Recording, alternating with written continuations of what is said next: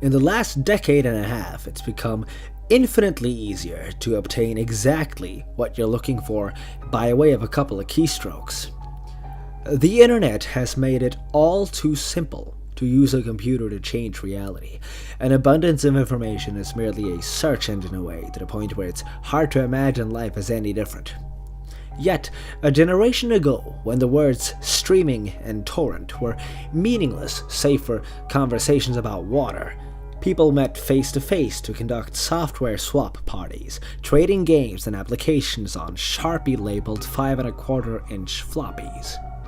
Of course, most of the times the meets were a way for frugal, community-minded individuals to trade popular games like King's Quest and Maniac Mansions amongst themselves. However, a few early programming talents designed their own computer games to share amongst their circle of acquaintances, who in turn would pass it on until, if fun and well designed enough, an independently developed game had its place in the collection of aficionados across the country. Think of it as the 80s equivalent of a viral video. Pale Luna, on the other hand, was never circulated outside of the San Francisco Bay Area. All known copies have been long disposed of, all computers that have ever run the game now detritus, buried under layers of filth and polystyrene. This fact is attributed to a number of rather abstruse design choices made by its programmer. Pale Luna was a text adventure in the vein of Zork and the Lurking Horror, at a time when said genre was swiftly going out of fashion. Upon booting the program, the player was presented with a screen almost completely blank except for the text, "You're in a dark room. Moonlight shines through the window. There's gold in the corner, along with a shovel and a rope. There's a door to the east. Command?" So began the game that one writer for a long-out-of-print fanzine decried as enigmatic, nonsensical, and completely unplayable, as the only commands that the game would accept were pick up gold, pick up shovel, pick up rope, open door, and go east. The player was soon presented with the following. Reap your reward. Pale Luna smiles at you. You are in a forest. There are paths to the north, west, and east. Command? What quickly infuriated the few who've played the game was the confusing and buggy nature of the second screen onward. Only one of the directional decisions would be the correct one. For example, on this occasion, a command to go in a direction other than north would lead to the system freezing, requiring the operator to hard reboot the entire computer. Further, any subsequent screens seemed to merely repeat the above text, with the difference being only the directions available. Worse still, the standard text adventure commands appeared to be useless. The only accepted non-movement related prompts were use gold, which caused the game to display the message, not here. Use shovel, which brought up, not now. And use rope, which prompted the text, you've already used this. Most who played the game progressed a couple of screens into it before becoming fed up by having to constantly reboot and tossing the disc in disgust, writing off the experience as a shoddily programmed farce. However, there is one thing about the world of computers that remains true no matter the era.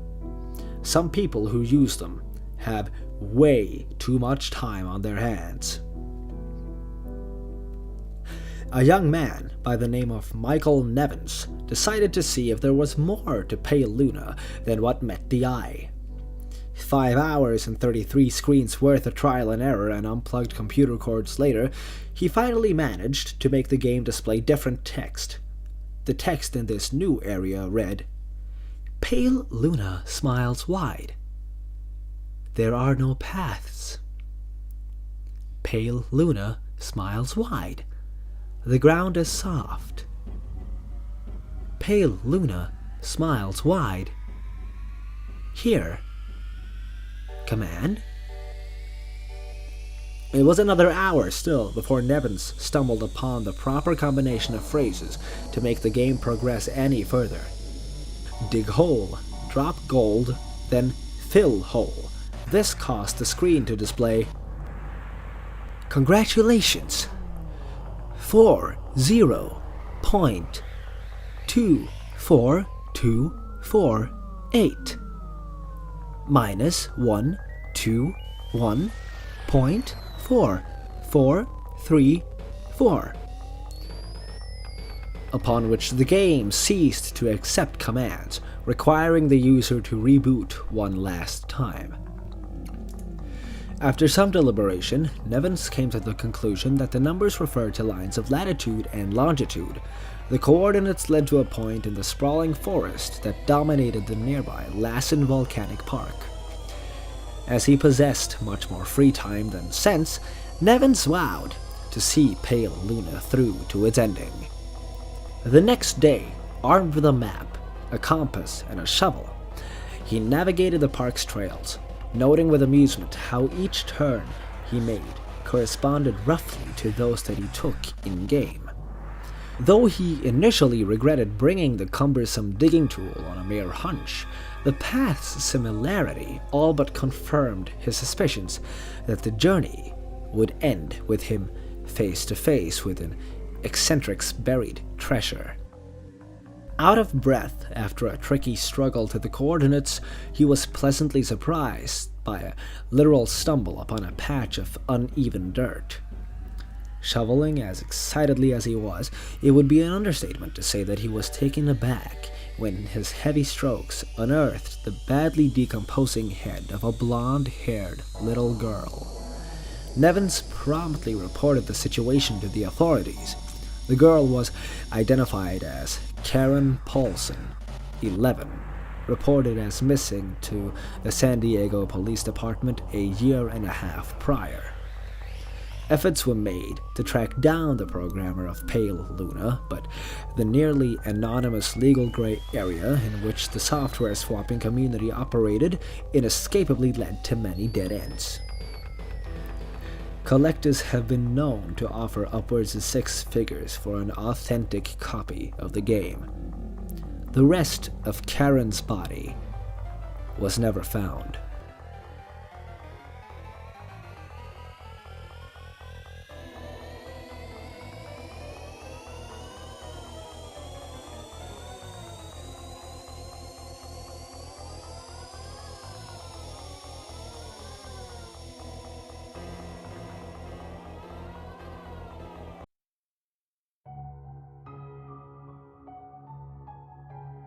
Have you ever heard of an old PC game called The Theater? Yeah, I didn't think so. Probably because many people say it doesn't even exist. You see, The Theater is an old computer game released around the same time as Doom. Today, if you ever find it, it's only available on crappy bootleg CD-ROMs which more often than not don't even actually contain the game. The actual legitimate copies that they say were released back in the day feature a blank cover with nothing but the sprite of what has since been named the Ticket Taker. He is simply a poorly drawn, pixelated Caucasian bald man with large red lips, wearing a red vest over a white shirt and black pants. He is completely emotionless, though some say that if you smash the disc, his face is shown as angry the next time you look at the cover. But this is just dismissed as an urban myth. Now, what is peculiar about The Theater, though, is that there is no developer named on the jewel case, nor a game description on the back. It is simply the Ticket Taker on a white backdrop on both sides. The game was initially known for its inability to install correctly. The installation process immediately locks up the computer when the user reaches the licensing agreement. Also strange about the licensing agreement for the theater is that whenever the development studio is supposed to be named, the text is simply a blank line. Anyways, most people who have claimed to own one of the original CDs say that they figured out how to install the game by simply rebooting their computer on the licensing agreement with the disc still inside. Then they are prompted to press I agree on startup. Then they continue with the installation. The game then starts up without any introduction besides a main menu that is simply the sprite of a movie theater's exterior on an empty city street. The title fades in and then 3 menu buttons: New Game, Load, and Options. Selecting Options immediately crashes the game to the desktop. Load is said not to function at all. Even if you do have a saved game, nothing happens when you press it. Thus, New Game is the only working menu option. Once it is selected, you are in the first-person view. You're standing in an empty movie theater lobby, with the exception of the ticket taker, standing in front of a dark hallway which one can only assume leads to the theaters themselves. There is nothing to do but look at the poorly drawn, mostly illegible movie posters or approach the ticket taker. Once the player moves towards the ticket taker, a very low quality sound clip plays saying, "Thank you, please enjoy the movie," along with a speech box saying the same thing. You then walk into the hallway and the screen fades to black and you're back in the empty lobby and you do the exact thing again and again and again. While this may sound like a really horrible game, a number of peculiar things occur as you continue to play it. The number of times that you have to continue into the hall after giving your ticket to the ticket taker before the strange events happen is unknown. Most state that it is completely random and could take anywhere from the first playthrough through to the 400th. What happens though has deeply disturbed some players. The first occurrence is when the player fades back in after walking into the hallway. This time they will notice the ticket taker is completely absent. The player, then without any other options, decides to walk into the dark hallway. The sound clip and text box mentioned previously still play in the absence of the ticket taker, but when the player walks into the hallways, the screen does not fade out. It goes pitch black as they walk deeper into the hall, but the player's footsteps sound clip is still playing as they continue to push the up button on their keyboard. Those claiming to have played the original game report to have felt extremely uncomfortable walking down the hallway, anticipating the whole way something horrible happening. Well, eventually the player is unable to move forward. There is nothing for a few moments before a strange sprite that is described as the ticket taker but with a swirl for a face appears and stands before the player. The original players of the game say their bodies immediately froze up and their stomach churned when they saw the sprite, which has been appropriately named the Swirly Head Man. Nothing happens as the Swirly Head Man stands before them. Then suddenly a piercing screech plays as the game glitches out. This lasts for a few minutes, with the screeching being continuous. Then the player is abruptly returned to the lobby with all the sounds and graphics being as they should be. The game continues normally for the next couple of cycles of entering the hallway, with a couple of the original players claiming the swirly headman would briefly appear and disappear in the corner of the screen as a brisk yelp sound effect plays. Then, at some point after meeting the swirly headman, the player sees the ticket taker pacing back and forth, though there is no walking animation. The sprite's limbs are completely static, so he just hops up and down slightly as a substitute, with his eyes being wide and his mouth open to stimulate a worried facial expression. Some players noted that the movie posters had been replaced with images of the swirly headman, which caused them to immediately turn their characters' heads away from the posters and approach the ticket taker. Then another different low-quality sound clip plays, but the speech box contains nothing but corrupted characters that cause whatever text that would have been in the box to be completely illegible. Due to the extremely low quality of the sound, it is debated by players what exactly the ticket says at this point, though it is widely agreed that he says never reach the other levels. Then the screen fades out once again and returns the player back to their starting point in the lobby, but the ticket taker is gone and the hallway is blocked by a large brick wall sprite. Touching the brick wall will immediately crash the game, and that's all there is to it. No one knows what the other levels are or how to gain access to them, nor is it known why the swirly headman causes such acute fear in those who have seen him in the game. All the original copies of the theater have either been lost or destroyed.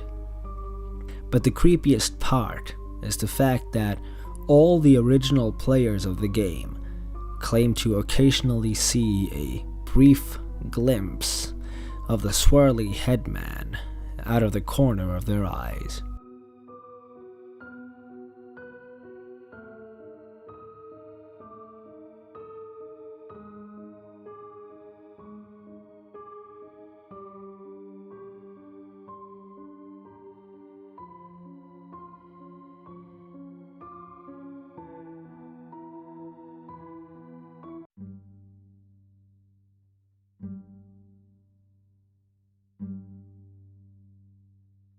I have a story to tell you, but I beg you not to listen. Please don't. I know it sounds stupid, but by the time you understand why, it'll be too late. I know this will not deter many of you, but without this simple warning to ease my conscience, I may not be able to go through with this, and I desperately need to go through with this. Let me start at the beginning. I have an old friend, Joe, who I've known since grade school. I'm in my late 20s. So is he, and he's been my friend for at least half of that time. I'd say that we knew each other pretty well after all of that. This may seem irrelevant and uninteresting, but I have to stress this. I know him, and I know him well. What he did was nothing he could have ever done without some outside influence. On the night of Friday, January 23rd, I was driving to his apartment to pick him and his roommate up. We made plans to go out, hit a couple of bars, and generally have a good start to the weekend. When I arrived, there were a number of police cars and ambulances outside the complex. I was, of course, curious, as I, like many other people, rarely see such sights. As I got closer, I noticed a body covered in a bag in the street, surrounded by glass and no more than a few feet from a badly dented car. I'm rather horrified, coming to the conclusion that someone was hit by a car and killed right outside the complex. As I finished gawking, I made my way inside and up the stairs to the 3rd floor. That's where my friend's apartment is, and that's where I found it wasn't a simple accident. The police were upstairs as well, talking to the residents and taping off one of the apartments, my friend's apartment. Panicked, I asked one of the officers what happened, why my friend's apartment was taped off. I told him I was supposed to be meeting them for drinks and asked if they were okay. The officer told me that it appeared that Joe had butchered his roommate with a kitchen knife and thrown himself through the plate glass sliding door into the street below. I was a ghost, shaken so badly I could barely answer the simple questions the officer asked me upon finding out that I knew the victims.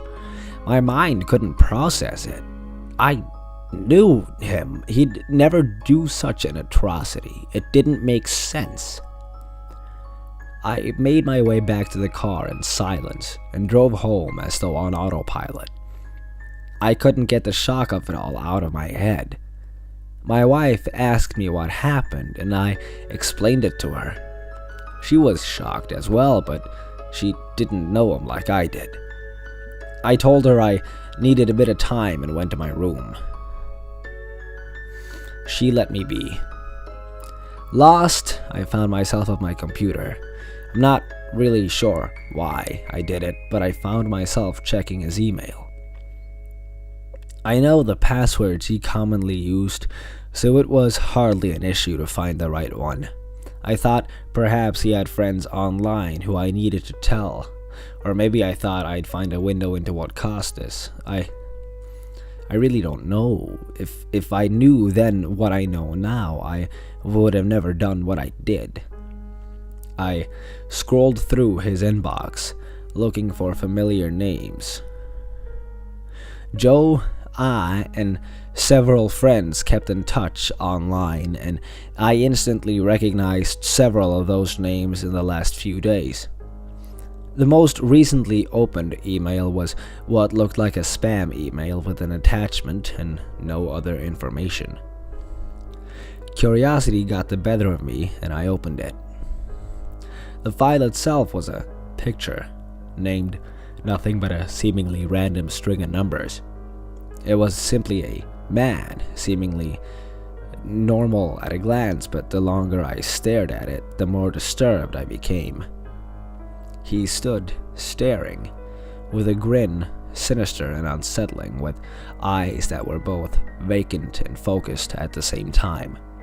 That terrible grin seemed to widen the longer I stared, and for minutes I was fixed at that horrible face, eyes burning as they stared back at me with equal intensity. Finally, I tore my gaze away to find the only other thing in the mail, a single word, a word I cannot repeat. Not yet. I need to tell my story. I couldn't take the sight of it anymore. I had to close it. The face was still looking at me. I swear I could still feel his grinning stare. As I went to log out of his mail and put that horrid thing out of my mind, I noticed the time it arrived. January 23rd, 5:35 p.m. We were supposed to meet at 6. He likely saw this less than half an hour before he died. For the next several days, I tried to get it out of my mind. I attended my friend's funeral. I tried to go on with my life, but I kept feeling uneasy. Every time I closed my eyes, it felt like someone was watching me. At night, I started to have unsettling nightmares. I couldn't remember much of them when I awoke, but they all had the same elements, that horrible, grinning man, blood, violence, and death. I couldn't get a good night's sleep. I was struggling at work. I kept feeling tense and on edge.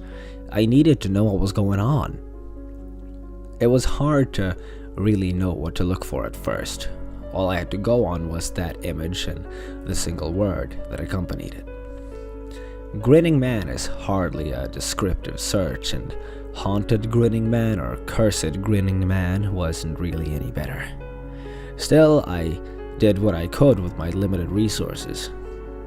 I actually found a reference to it, or what I thought was it, on a website dedicated to conspiracies and paranormal things and other things I'd normally dismiss as utter bullshit. Still, this wasn't natural, and I was willing to try and open my mind to any explanation, since this seemed to defy anything conventional. What I uncovered about this grinning man was that it was an image that seemed to circulate among image boards and forums a few years back. The article said the picture was harmless, if not a bit creepy, though I strongly disagree on the term "a bit." But it seemed that something about it, when coupled with a keyword that was unknown, could trigger extreme psychotic bouts, irritability, nightmares, and hallucinations. It seemed so utterly stupid. Simple text and pixels causing such harm, and yet I was sitting there realizing that I was experiencing those same nightmares, irritability, and hallucinations. Joe obviously experienced the psychosis evidenced by his sudden murder-suicide. I was stunned. I thought it had to be a joke, some kind of bizarre hoax, but I knew there was more to it than that. I knew what I was feeling, and I knew my friend. That picture and that word, it had to be the keyword. What triggers everything? Oh God, was this gonna happen to me too? Was I gonna kill my wife and then myself? I started to panic, but my rational mind won over. If it was just paranoia and hallucinations, those couldn't hurt me, right? They only had power if I gave them power. I decided that I would end this, put it out of my mind, rationalize it away each time I felt it. That would be the end of it all. As much as my rational brain held me through the day, it couldn't protect me at night. My dreams continued to degrade, ending in me waking in the middle of the night, cold sweats, and heart pounding. I started taking sleeping pills, though I refused to tell my wife. I didn't want her to worry, though. I knew she could tell something was wrong with me. The pills did nothing, though. In fact, they seemed to make my dreams more vivid. I could remember everything when I awoke. Every horrible, bloody detail, that grinning, inhuman face. I found that I started sleepwalking. The first night I woke, curled in the bathtub, then in the kitchen. 3 days later, with a knife in my hand and the bloodied remains of our black lab at my feet. I can't even remember the next things that happened after that. I know I cleaned up our dog, hid him in a trash bag, and said he ran off in the night and got lost. I was terrified. I had no idea what to do. I tried to medicate myself heavily. I locked up all the knives in the house. My wife knew there was something terribly wrong, but I refused to say anything. I don't even know if I could at the time. The only thing I can still remember clearly was the dreams. I was irate and easily spooked at the smallest of things. I thought it had to just be my nerves from all this and lack of sleep, but I remembered my friend, the website. I knew I was getting worse. The thing I remember most about the dreams, aside from that horrible grinning man, is the emotions. I felt each death that was inflicted in the dream like it was real. Like it was my own hand disemboweling my friends, my family, and random strangers against my own will. Like each death, each vision of terror he showed me was not just a vision, but my own work. Each horrible death in the dream made him grin a little wider. He wanted me to snap. He wanted me to become exactly what he was showing me. He wanted me to become him. So I come here to tell you this because I'm desperate. I need help.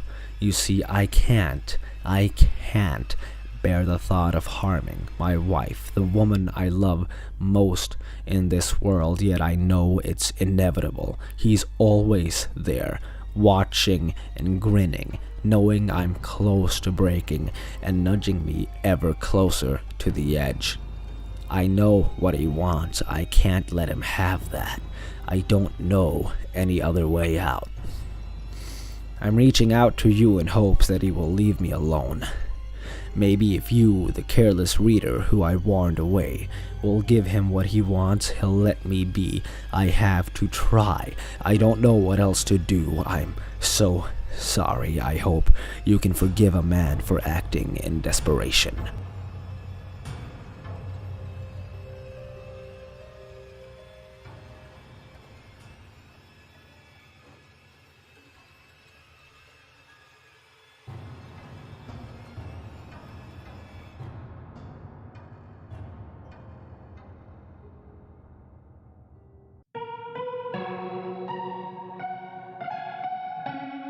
It had been 3 years since my family had last gone on a vacation to Florida, something we did annually before the recession hit.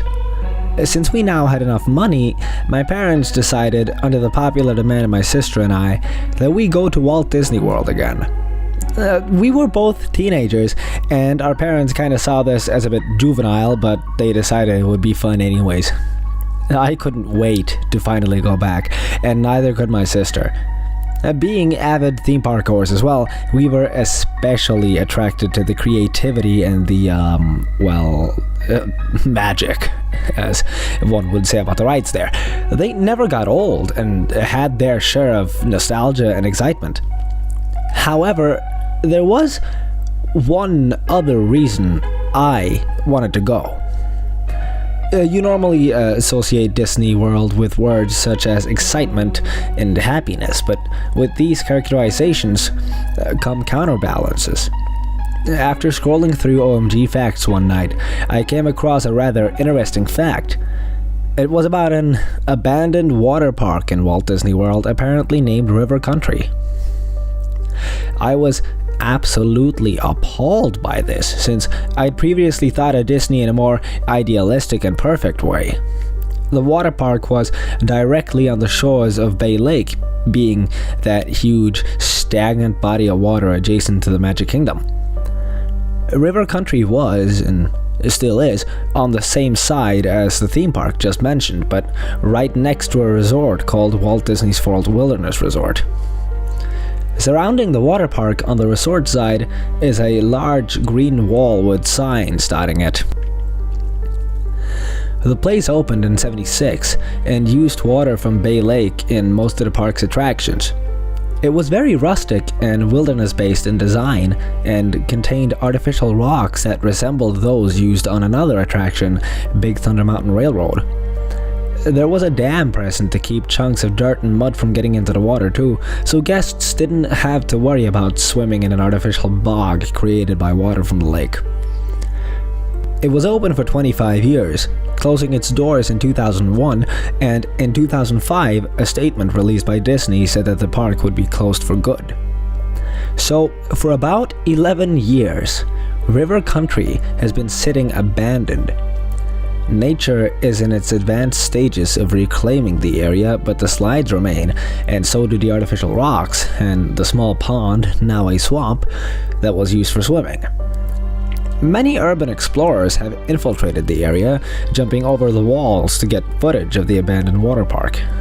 One of the most controversial things about the park nowadays is why it closed, which is what I was destined to find out.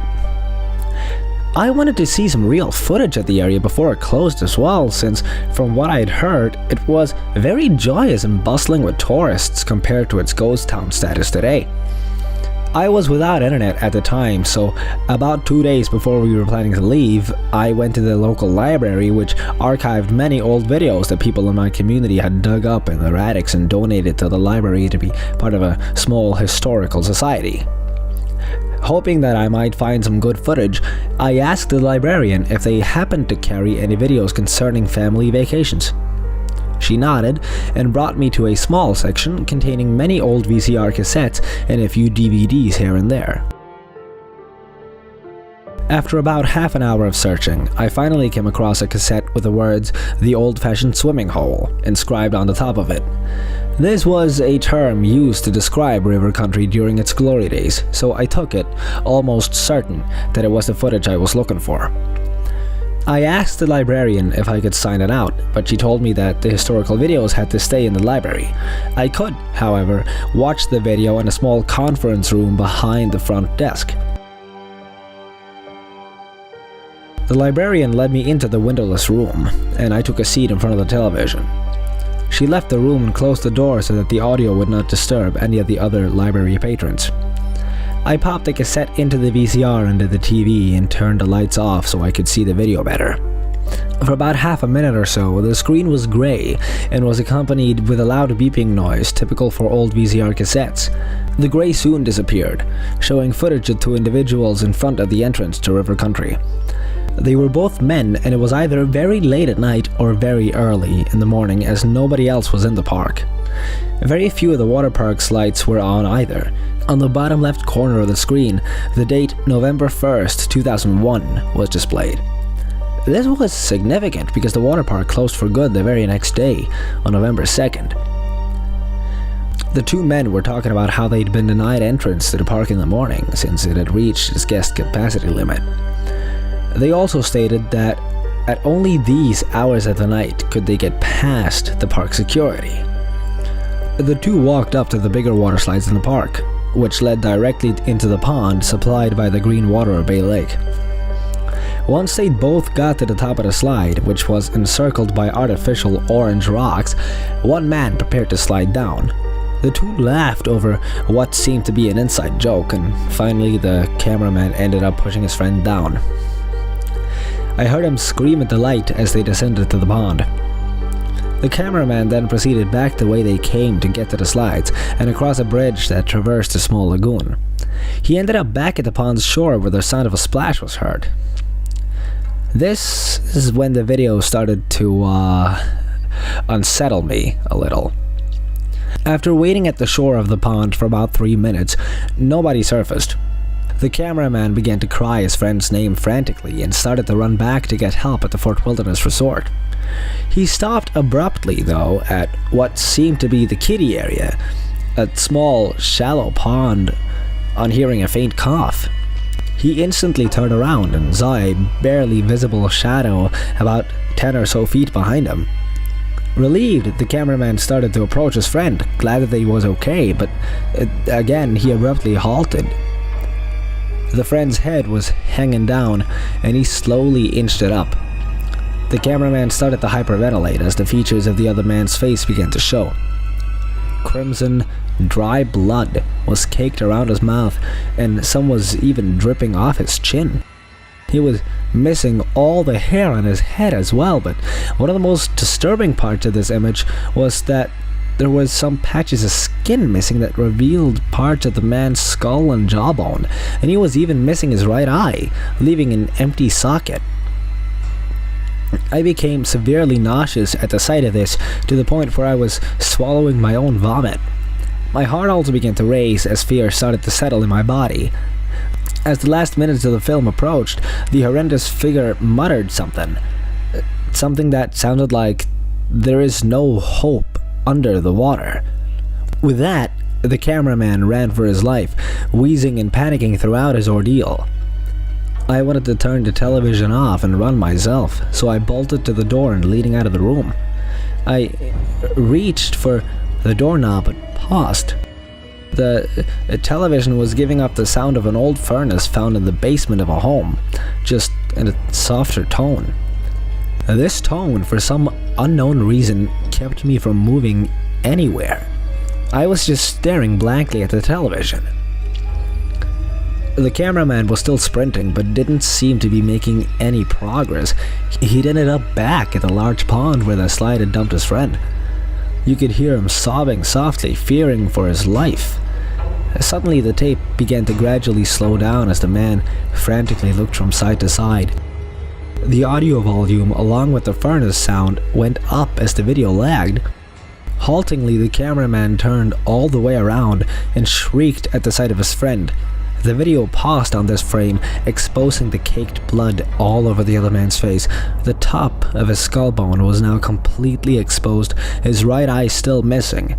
His mouth was wide open, and coming from it was what looked like a combination of the water from Bay Lake and bile. This stayed on the screen for about 10 seconds, and switched to a black screen displaying one single message.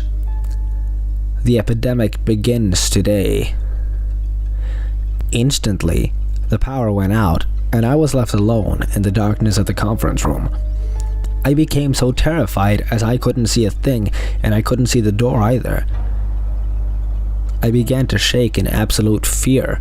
River Country had closed because of this, and it was obvious. Walt Disney World had been keeping a disgusting secret. I rushed to the other side of the room, disoriented, but all I felt was warm breath seeping down my neck and the smell of bile. River Country is an actual abandoned water park that's been sitting dormant in Walt Disney World for over a decade. Oddly, the lights are still on within the area and the music still plays as well. Many theories have come up about its closing, but one of the most plausible ones, and one that's been confirmed by Walt Disney World employees, is that a deadly type of amoeba was found within the water of Bay Lake, which was used to supply many parts of the theme park. This amoeba can cause severe illness or even death, so as a precautionary measure, Disney closed the park for good.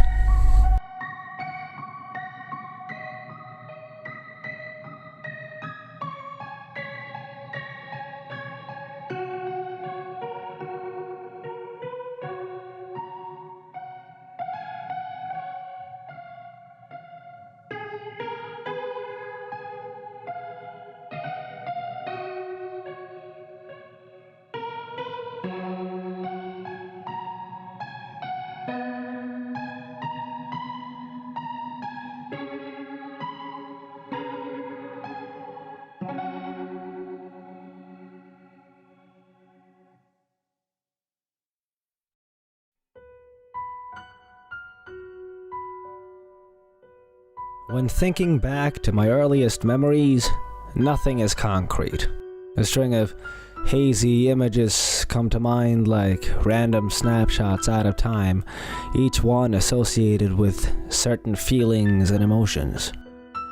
They're imbued with a mystical, dreamlike quality, a gift born of childhood naivete. The magic of every Christmas when Santa was still real, for example, is an experience of pure joy that is lost with maturity.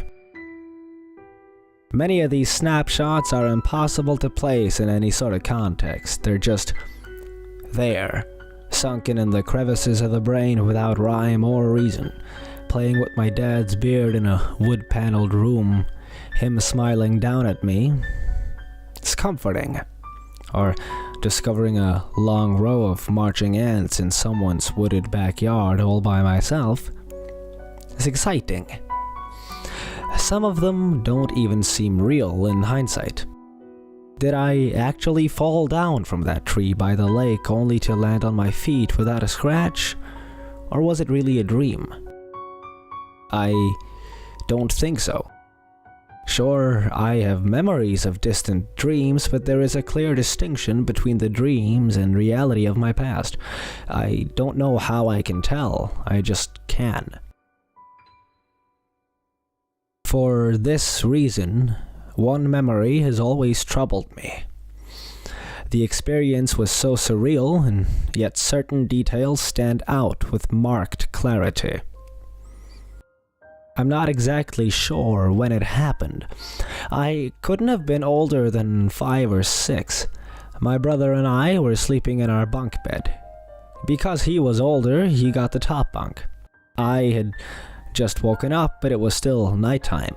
Something felt different. I remember seeing and smelling the rain, but not hearing any. The window was open, and it was very cold in the room. Why was the window open? The curtains were gently flapping, but there was no breeze. The quiet was so intense it buzzed through my ears. I'd been lying on my side with one arm dangling off at the edge of the bed. Gradually, I became aware that it was warmer near the floor. I felt some kind of heated breeze gently strike my hand, coming and going in short bursts. Finally, I recognized it as someone's breathing. Then the woman slid out from under my bed. The nightlight showed that she had long, blondish hair and wore a white nightgown, and in the dimness I thought it was my mother. I wasn't at all scared. It's funny how a child's mind works. What's Mummy doing under the bed? Must be getting something or checking for monsters. You know. I was too tired to say anything and remained motionless, watching. The woman was on her back, but her face stayed in the shadows. She rolled over and crawled on all fours to the far end of the bed, then glided up the ladder to the top bunk. Her every movement was silky smooth and completely silent. She reminded me of a white ribbon dancing in the wind. I closed my eyes and fell back to sleep. I also remember my brother telling me about a weird dream the next morning. He had dreamt of a woman who lived under the floor and came out at night to play in the rain.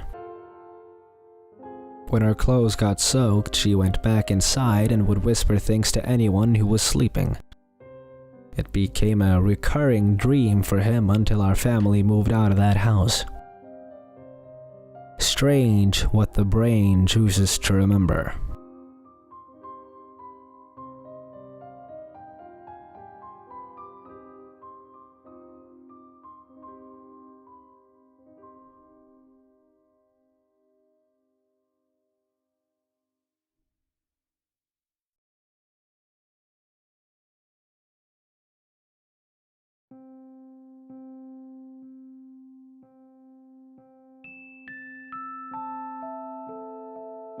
As a forewarning to all who wish to continue watching, know that I'm about to tell you a true story. Denial will hold no comfort for you, and in this case, ignorance is probably bliss. In 1817, a man named John Bell purchased a large amount of farmland in Robertson County, Tennessee. Shortly after having moved onto the property, Bell shot a strange animal in his cornfield, described as having the head of a rabbit and the body of a dog. The occurrence baffled local doctors, as such a thing shouldn't even be possible. As time passed, the family began to hear gnawing, hacking, and knocking noises coming from outside the house. Eventually, the noises came inside with no apparent source of the sounds. It wasn't long after that the tremors began to shake the property, an event that, again, seemed impossible to men of science. After a while, faint whispers began to haunt the family, growing ever louder over time. They haunted the Bells and all visitors, scaring most people away before they even reached the house. After a while, John Bell decided he'd had enough. He'd called in a priest to try to cleanse the land. This was a grave mistake.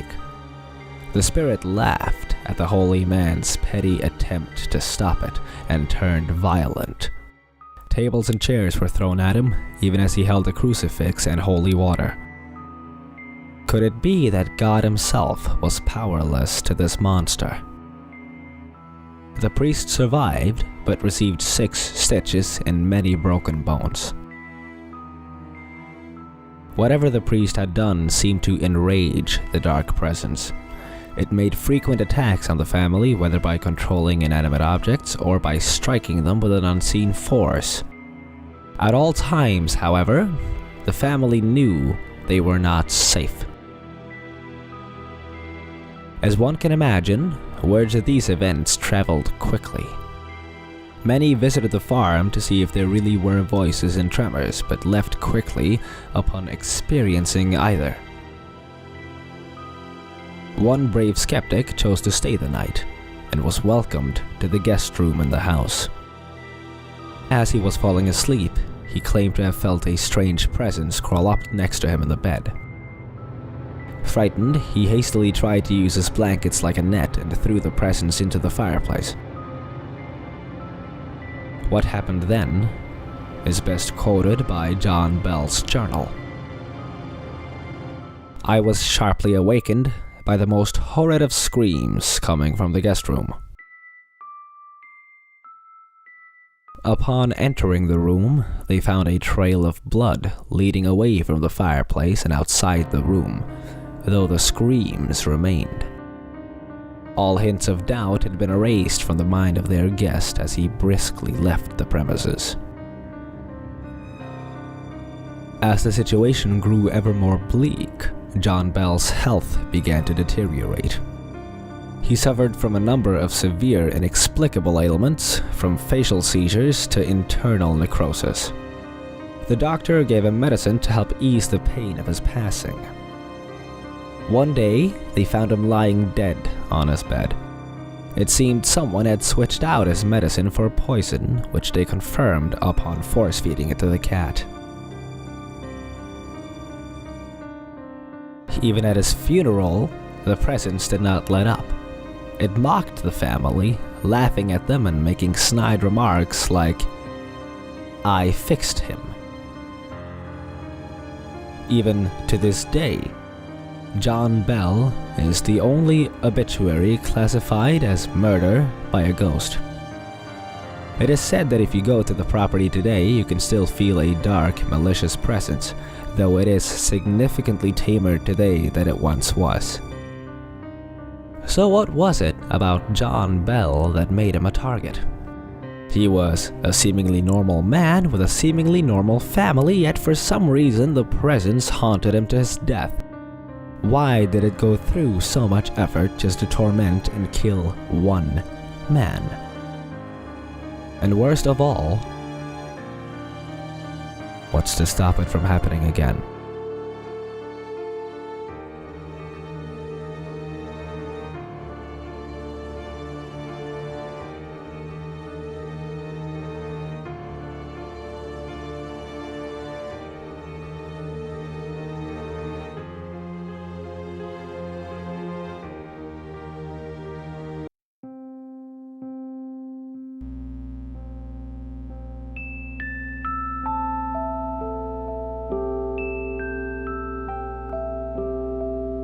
About 5 years ago, I lived downtown in a major city in the US.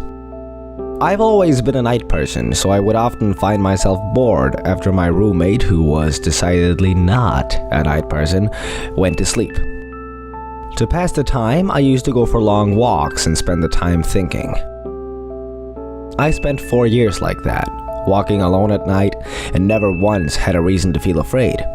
I always used to joke with my roommate that even the drug dealers in the city were polite. But all of that changed in just a few minutes of one evening.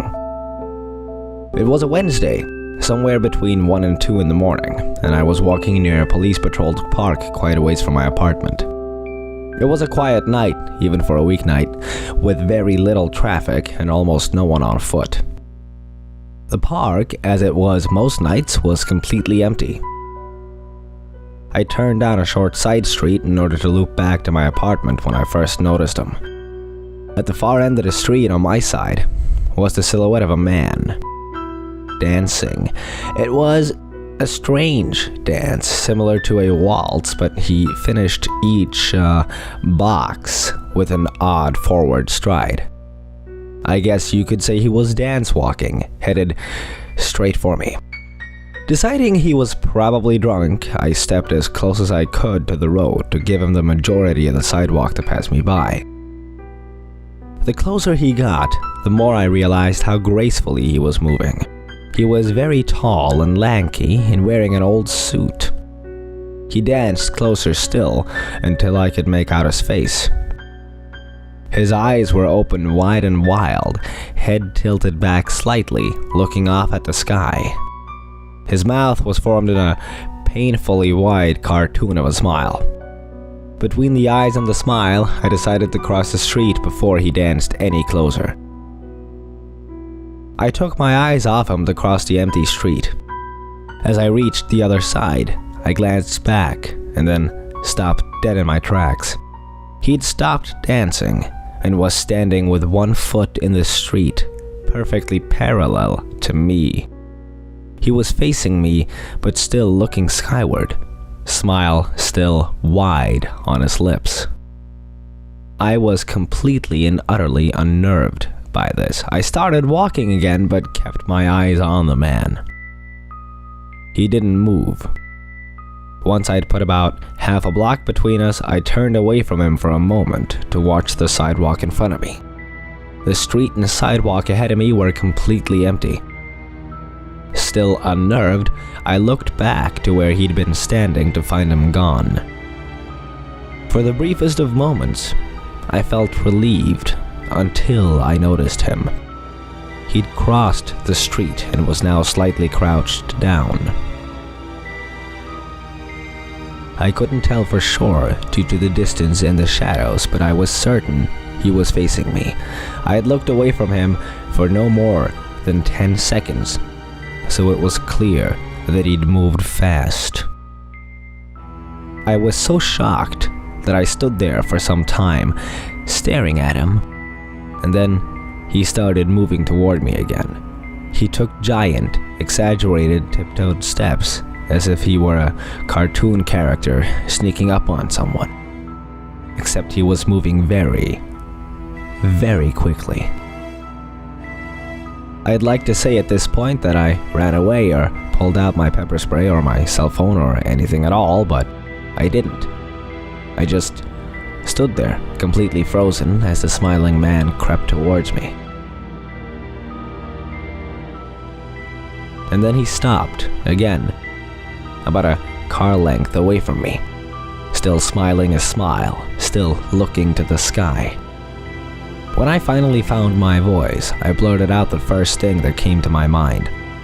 What I meant to ask was, "What do you want?" in an angry, commanding tone. What came out was a whimper. Regardless of whether or not humans can smell fear, they can certainly hear it. I heard it in my own voice, and that only made me more afraid, but he didn't react to it at all. He just stood there, smiling. And then, after what felt like forever, he turned around, very slowly, and started dance walking away just like that.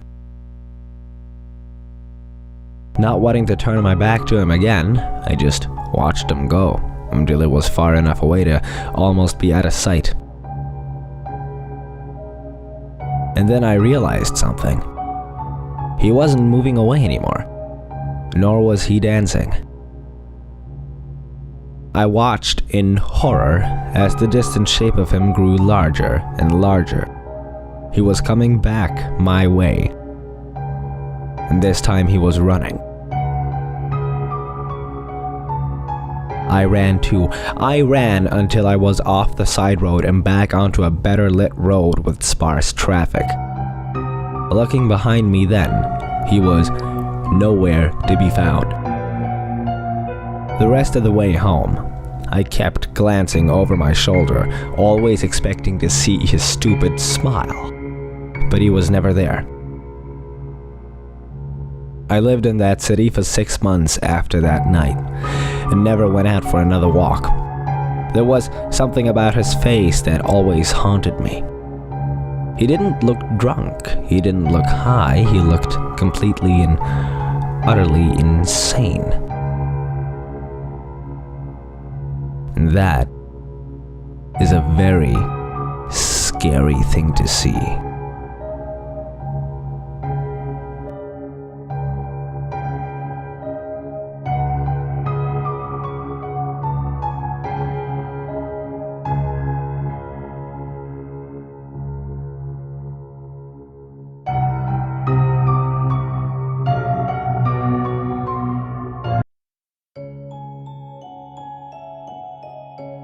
I'm sure we've all heard of Disney, right? That adorable mouse and all the other lovable characters.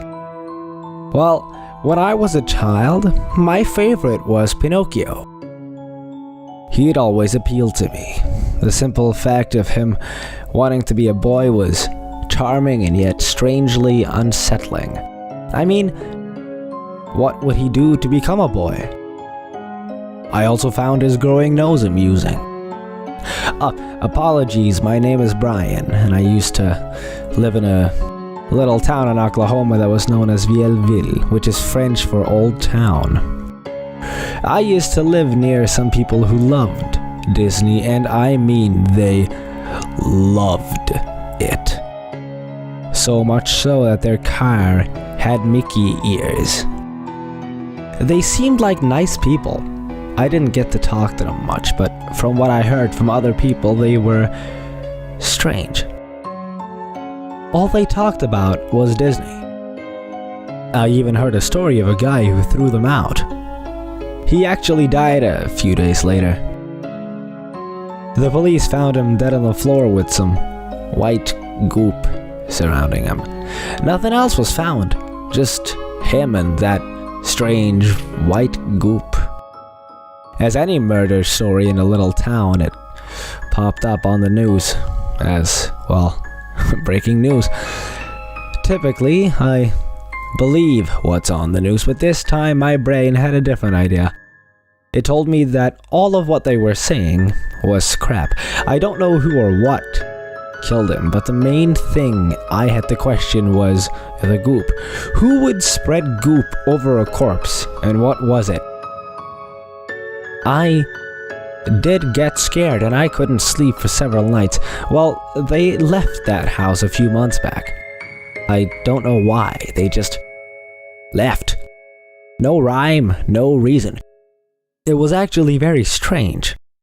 They left after the murder took place, but after they left, no one could find them. So the police couldn't ask questions or anything. Typically at this point I'd give you my thoughts and everything, but this isn't a murder mystery. This is about a rather strange encounter I had at that home. Why I went there will be explained, so keep listening. Well, I heard that in that house they left a few treasures. One of those being a rather large Pinocchio doll.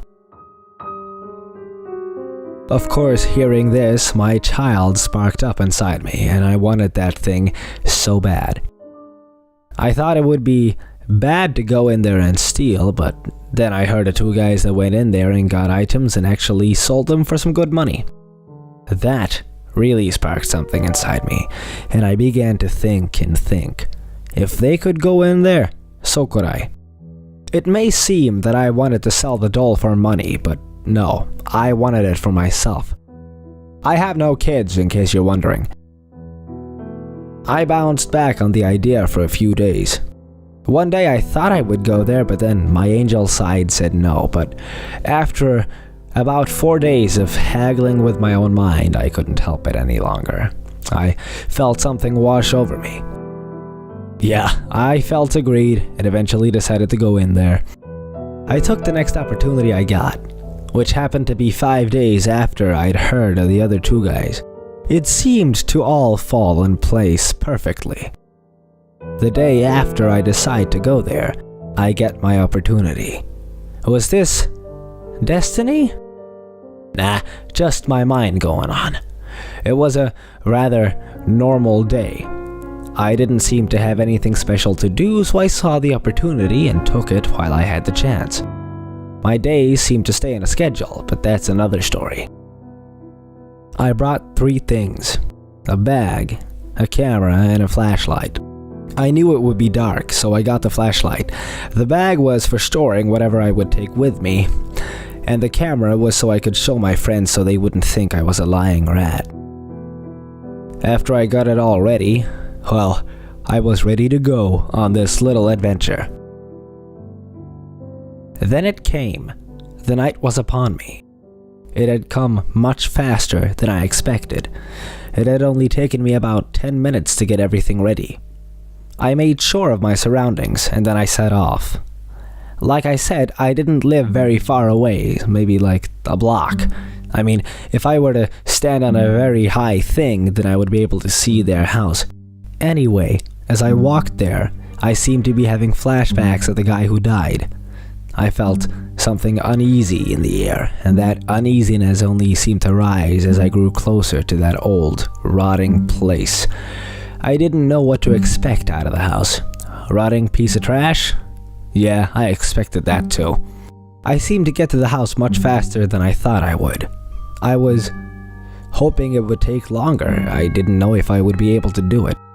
It wasn't huge, it was only 1 story tall and had what appeared to be maybe 5 rooms. It wasn't as bad as I thought it would be. It still looked horrible, but not the kind of condition you'd expect from an old home. Meanwhile, I stepped inside. It was dark, so instinctively I turned on the flashlight. As soon as I flicked it on, something seemed to move. I looked around and there was nothing unusual.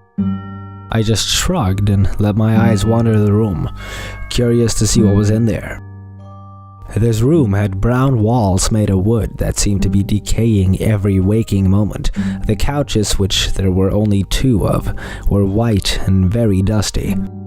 I hit one of the cushions to see how much dust would kick up. Knowing my luck, a lot of dust did.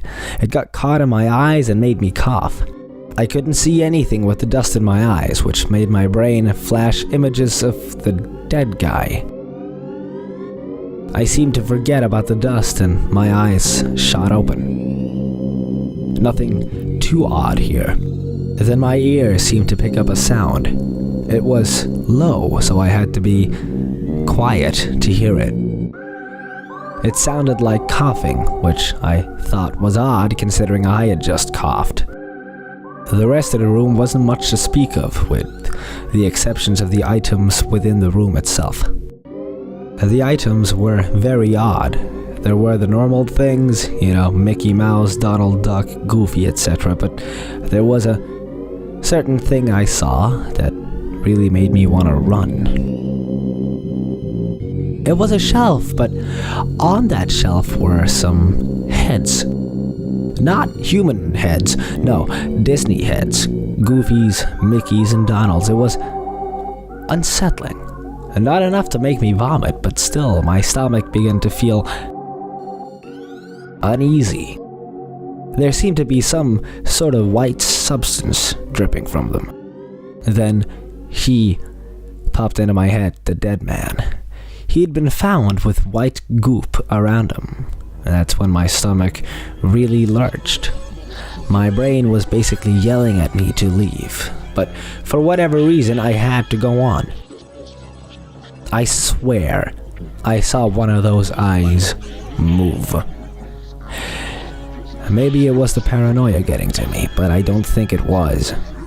Despite my best instincts telling me to get out now, I continued on into the house.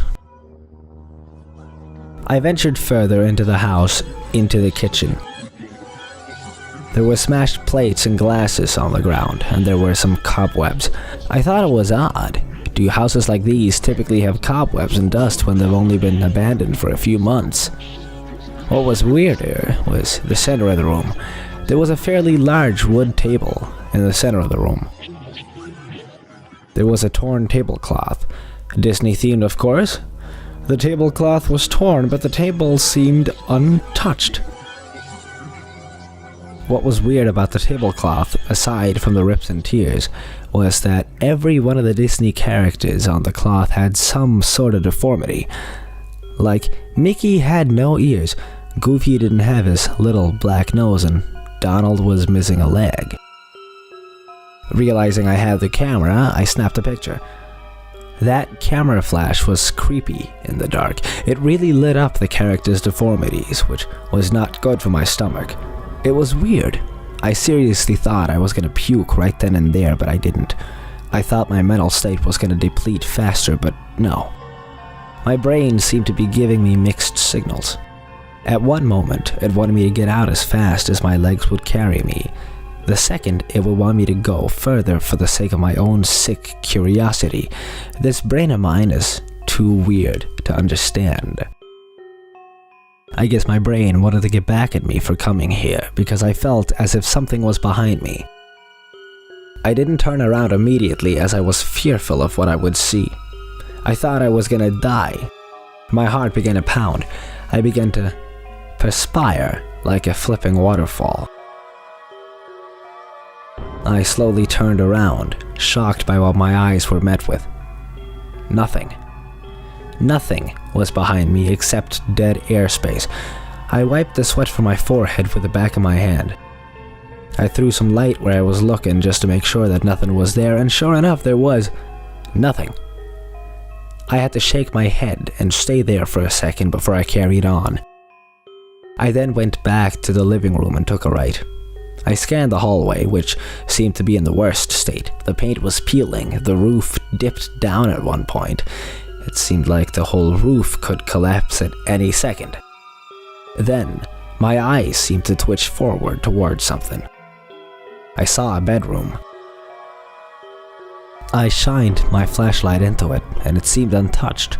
The bed was intact, the walls were still gorgeously painted with a light blue.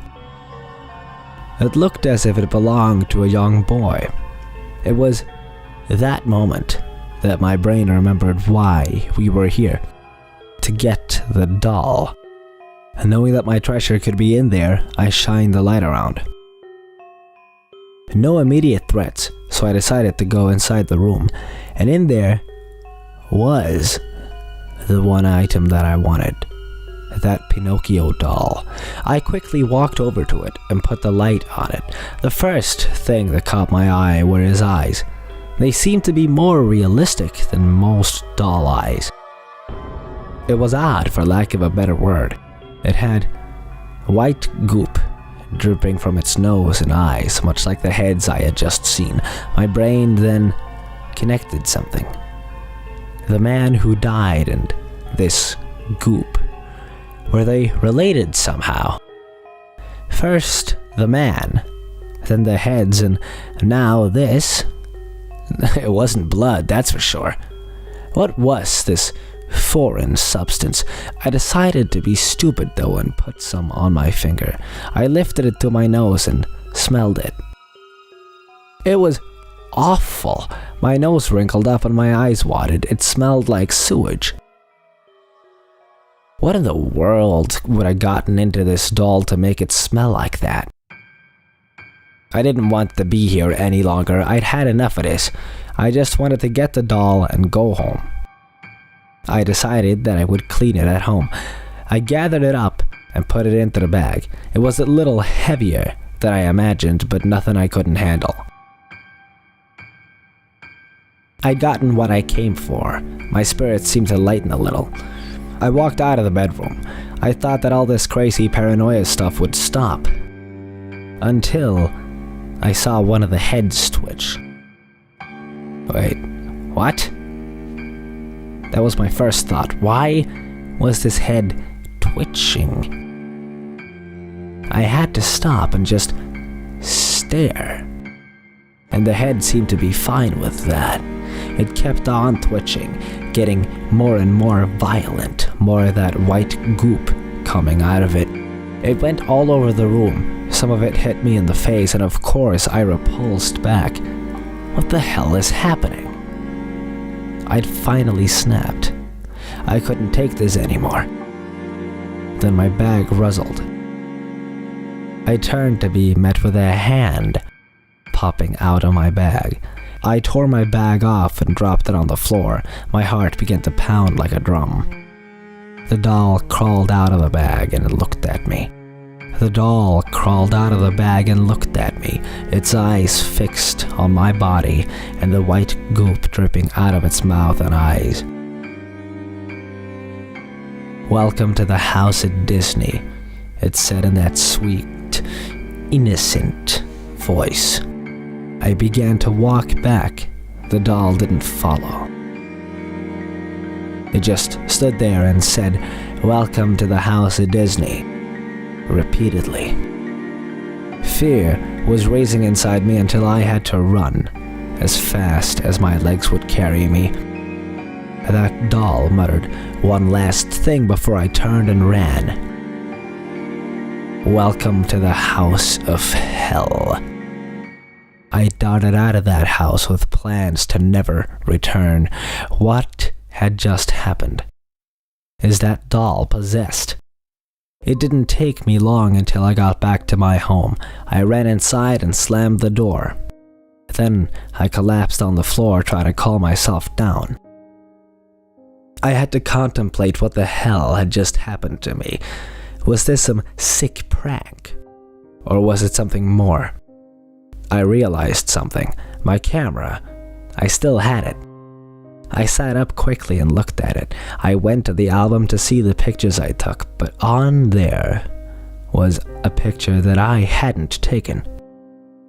Remember the man I mentioned? There was a picture of that doll strangling him. The white goop was oozing out of the doll's eyes and mouth. It was also seeping out of the doll's hands and covered the guy. I stared at the camera for what seemed like forever. I couldn't believe what I was seeing. Who or what took that picture? I definitely didn't take it. I threw that camera away as hard as I could. It smashed against the wall. I didn't care if I would be called a liar. I didn't want anything to do with that doll. I didn't want anything to do with that house. I got up and sat on my couch. I had to relax my brain. It was thrashing violently. And you know what? I felt something drip on me. I looked at my shoulder to be greeted by white goop.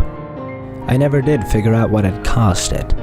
But remember how I said I used to live there? Yeah, that's the reason I moved.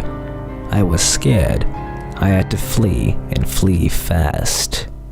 And now that I sit in my home typing this, I realize now why they might have moved.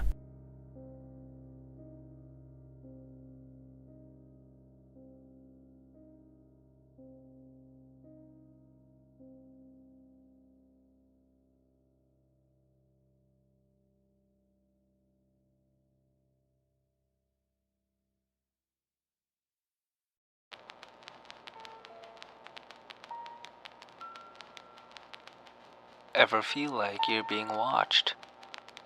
Awful feeling, isn't it?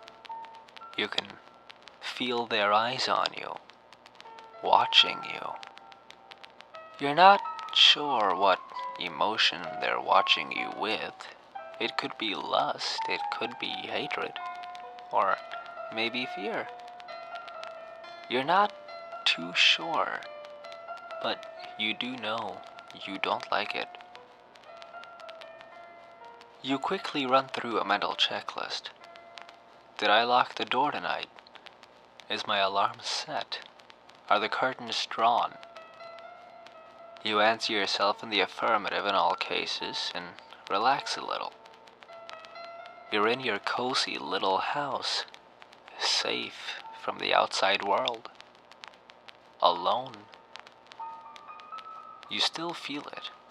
The eyes pressing down on your neck, just watching you go about your business. You know you're safe. You did lock everything out, right?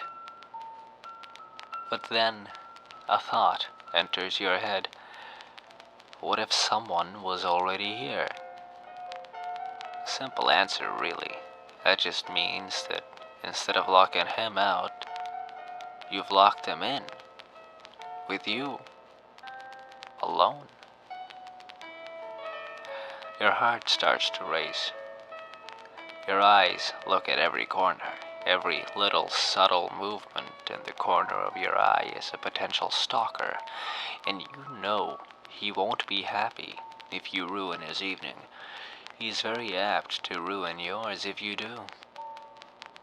You finally run to your room, your heart pounding against your chest. You lock your bedroom door, having finally learned your lesson about locks. You sit here in your room, sitting nervously on your oh so comfortable bed of yours, alone. You're still not content. You check every brightly lit corner. Under your bed is proven clear at least a dozen times, and you know your closet is empty, so you breathe a sigh of relief and sit comfortably on your bed. You scold yourself for being such a child. You go and wash up for the night and make yourself comfortable. Partially to mock your fear this evening, you sleep extra light tonight. You finally convince yourself to turn off the light and slip comfortably into your bed. You drift quietly off to sleep, a smile on your face. You're now safe and sound until morning. So you sleep, mocking your phantoms with your quiet slumber. You sleep alone.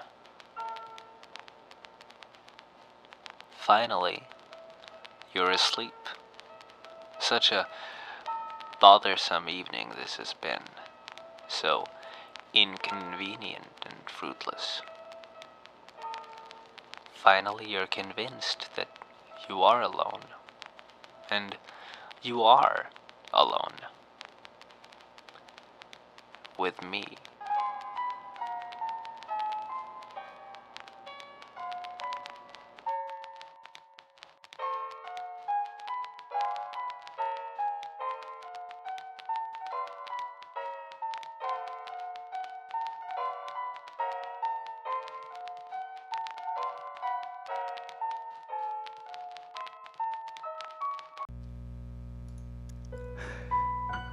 During my childhood, my family was like a drop of water in a vast river, never remaining in one location for long. We settled in Rhode Island when I was 8, and there we remained until I went to college in Colorado Springs. Most of my memories are rooted in Rhode Island, but there are fragments in the attic of my brain which belong to the various homes we'd lived in when I was much younger. Most of these memories are unclear and pointless. Chasing after another boy in the backyard of a house in North Carolina, trying to build a raft to float on the creek behind the apartment we rented in Pennsylvania, and so on. But there is one set of memories which remains as clear as glass, as though they were just made yesterday. I often wonder whether these memories are simply lucid dreams produced by the long sickness I experienced that spring, but in my heart, I know they are real.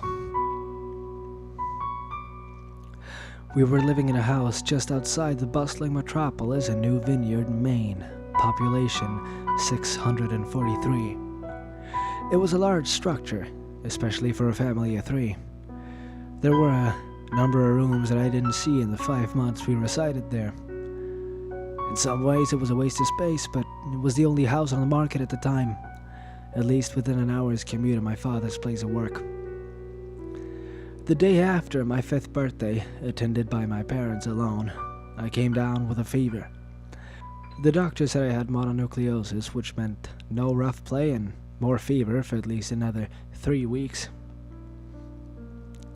It was a horrible time to be bedridden. We were in the process of packing our things and moving to Pennsylvania, and most of my things were already packed away in boxes, leaving my room barren. My mother brought me ginger ale and books several times a day, and these served the function of being my primary form of entertainment for the next few weeks. Boredom always loomed just around the corner, waiting to rear its ugly head and compound my misery.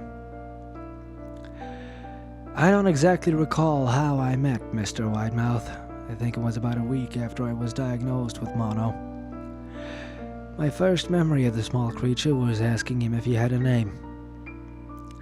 He told me to call him Mr. Widemouth because his mouth was large. In fact, everything about him was large in comparison to his body. His head, his eyes, his crooked ears, but his mouth was by far the largest. "Now you look kinda like a Furby," I said as he flipped through one of my books. Mr. Widemouth stopped and gave me a puzzled look. "Furby? What's a Furby?" he asked. I shrugged. The toy. The little robot with the big ears. You can pet him, feed him, almost like a real pet. Oh. Mr. Widemouth resumed his activity. You don't need one of those. They aren't the same as having a real friend. I remember Mr. Widemouth disappearing every time my mother stopped by to check in on me. I lay under your bed, he later explained. I don't want your parents to see me because I'm afraid they won't let us play anymore. We didn't do much during those first few days. Mr. Widemouth just kind of looked at my books, fascinated by the stories and pictures they contained. The third or fourth morning after I met him, he greeted me with a large smile on his face. I have a new game we can play, he said. We have to wait until after your mother comes home to check in on you, because she can't see us play it. It's a secret game. After my mother delivered some more books and soda at the usual time, Mr. Widemouth slipped out from under the bed and tugged my hand. We have to go to the room at the end of this hallway, he said. I objected at first, as my parents had forbidden me to leave my bed without their permission, but Mr. Widemouth persisted until I gave in. The room in question had no furniture or wallpaper. Its only distinguishing feature was a window opposite the doorway. Mr. Widemouth darted across the room and gave the window a firm push, flinging it open. He then beckoned me to look at the ground below. We were on the second story of the house, but it was on a hill, and from this angle the drop was farther than 2 stories due to the incline. I like to play a pretend up here, Mr. Widemouth explained. I pretend that there's a big, soft trampoline below this window, and I jump. If you pretend hard enough, you bounce back up like a feather. I want you to try. I was a 5-year-old with a fever, so only a hint of skepticism darted through my thoughts as I looked down and considered the possibility. It's a long drop, I said. Now that's all part of the fun. It wouldn't be fun if it was only a short drop. If it were that way, you may as well just bounce on a real trampoline. I toyed with the idea, picturing myself falling through thin air only to bounce back up to the window on something unseen by human eyes. But the realist in me prevailed. Maybe some other time, I said. I don't know if I have enough imagination. I could get hurt. Mr. Widemouth's face contorted into a snarl, but only for a moment. Anger gave way to disappointment. If you say so, he said. He spent the rest of the day under my bed, quiet as a mouse. The following morning, Mr. Widemouth arrived holding a small box. I want to teach you how to juggle, he said. Here are some things you can use to practice before I start giving you lessons. I looked in the box. It was full of knives. My parents will kill me, I shouted, horrified that Mr. Widemouth had brought knives into my room, objects that my parents would never allow me to touch. I'll be spanked and grounded for a year. Mr. Widemouth frowned. It's fun to juggle with these. I want you to try it. I pushed the box away. I can't. I'll get in trouble. Knives aren't safe to just throw in the air. Mr. Widemouth's frown deepened into a scowl. He took the box of knives and slid under my bed, remaining there the rest of the day. I began to wonder how often he was under me. I started having trouble sleeping after that. Mr. Widemouth often woke me up at night, saying he put a real trampoline under the window. A big one that I couldn't see in the dark. I always declined and tried to go back to sleep, but Mr. Widemouth persisted. Sometimes he stayed by my side until early in the morning, encouraging me to jump. He wasn't so fun to play with anymore. My mother came to me one morning and told me I had her permission to walk outside. She thought the fresh air would be good for me, especially after being confined to my room for so long. Ecstatic, I put on my sneakers and trotted out to the back porch, yearning for the feeling of sun on my face. Mr. Widemouth was waiting for me. "I have something I want you to see," he said. I must have given him a weird look, 'cause he then said, "It's safe, I promise." I followed him to the beginning of a deer trail which ran through the woods behind the house. "This is an important path," he explained. "I've had a lot of friends about your age. When they were ready, I took them down this path to a special place. You aren't ready yet, but one day I hope to take you there." I returned to the house, wondering what kind of place lay beyond that trail. 2 weeks after I met Mr. Widemouth, the last load of our things had been packed into a moving truck. I would be in the cab of that truck, sitting next to my father for the long drive to Pennsylvania. I considered telling Mr. Widemouth that I would be leaving, but even at 5 years old, I was beginning to suspect that perhaps the creature's intentions were not to my benefit, despite what he said otherwise. For this reason, I decided to keep my departure a secret. My father and I were in the truck at 4 a.m. He was hoping to make it to Pennsylvania by lunchtime tomorrow with the help of an endless supply of coffee and a six-pack of energy drinks. He seemed more like a man who was about to run a marathon rather than one who was about to spend 2 days sitting still.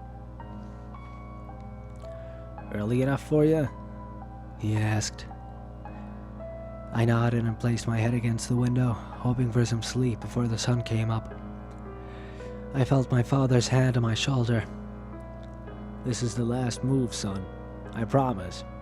I know it's hard for you, sick as you've been. Once Daddy gets promoted, we can settle down and you can make friends." I opened my eyes as we backed out of the driveway. I saw Mr. Widemouth's silhouette in my bedroom window. He stood motionless until the truck was about to turn onto the main road. He gave a pitiful little wave goodbye, steak knife in hand. I didn't wave back. Years later, I returned to New Vineyard. The piece of land our house stood upon was empty except for the foundation, as the house burned down a few years after my family left. Out of curiosity, I followed the deer trail that Mr. Widemouth had shown me. Part of me expected him to jump out from behind a tree and scare the living bejesus out of me, but I felt that Mr. Widemouth was gone, somehow tied to the house that no longer existed. The trail ended at the New Vineyard Memorial Cemetery. I noticed that many of the tombstones belonged to children.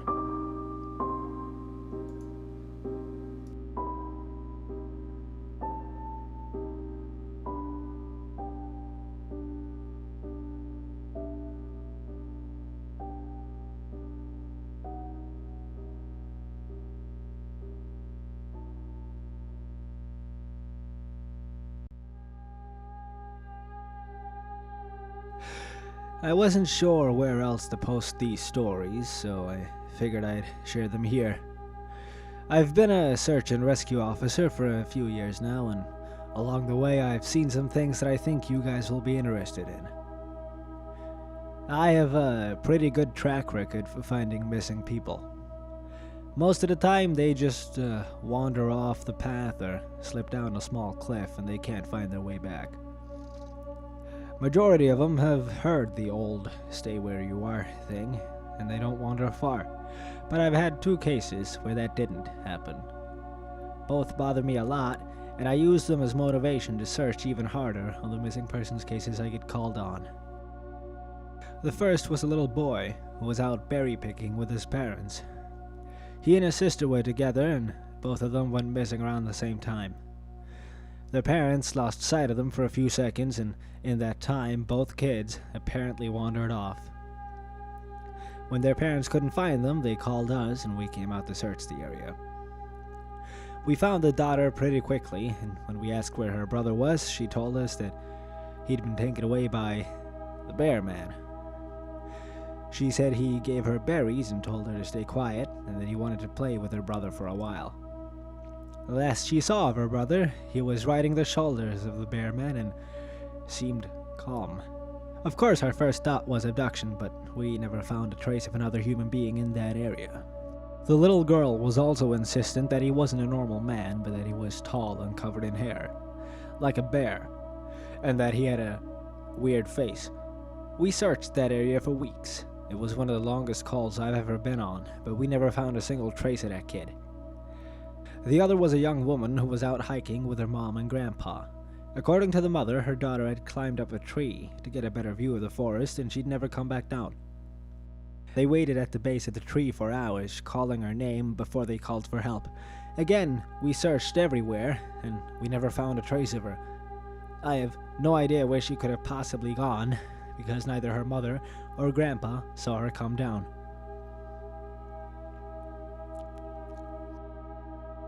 A few times I've been out on my own searching with a canine, and they've tried to lead me straight up cliffs.